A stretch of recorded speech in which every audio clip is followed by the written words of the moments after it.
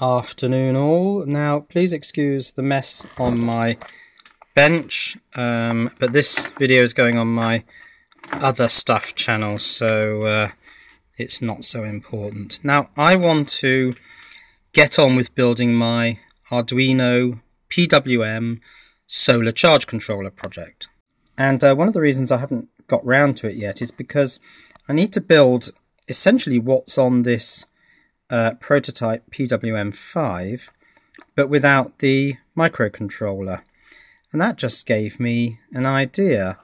Why don't I take an old PWM5, this one had early version firmware, it's 0F9, which means 0.9 firmware, it wasn't quite finished, and I soldered the PIC chips into the strip board. So what I could do is just cut the top off this, cut the chip out, and wire connections from the Arduino down into this hardware. Save me building it, because it already exists. So let's cut the top off that old controller.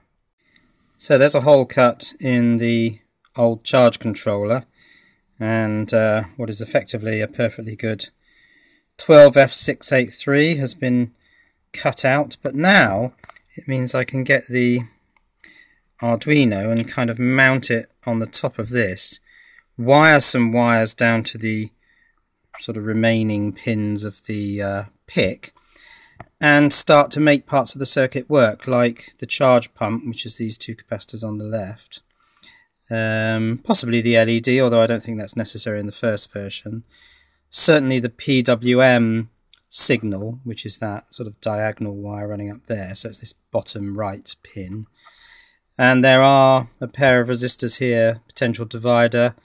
Doesn't really matter the values, because on the Arduino you can just do this all in floating point arithmetic, and that will enable me to make the first draft of this and at least get the feedback control loop running to achieve battery voltage maintenance. Not sure why I didn't think of this before, really, because all the parts are in here. The high side driver, the charge pump, the MOSFET is all wired up, the wires are all on, even the diode, external diode in the yellow wire is there. So that should be relatively easy now to certainly put the charge pump software in here to get these capacitors oscillating and get the higher voltage, and perhaps a very simple PWM signal, maybe just fix that at 50% or something initially, just to see whether it works. So I'm quite pleased with that.